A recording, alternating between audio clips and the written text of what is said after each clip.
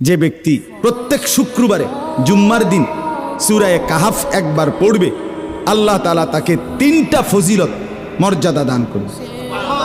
নবীজি সাল্লাল্লাহু আলাইহি সাল্লাম বলছেন, 1 নাম্বার, এই সূরা পুরাটা যে পড়বে শুক্রবার দিন, আল্লাহ তাআলা তার জমিন থেকে মানে তার পায়ের নিচ থেকে 7 আসমান পর্যন্ত তার জন্য পুরাটা জায়গা নূর আলোকিত করে দিবে। 2 নাম্বার, পরবর্তী শুক্রবার পর্যন্ত 8 দিন সে যাবতীয় ফিতনা, যাবতীয় মুসিবত থেকে নিরাপদ থাকবে।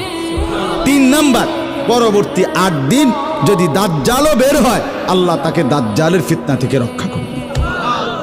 এই জন্য যাদের হিম্মত হয়, মহব্বত লাগে, দিল লাগে, তো তারা প্রত্যেকেই চেষ্টা করবেন প্রত্যেক শুক্রবার দিন সূরা কাহাফ তেলাওয়াত করার জন্য।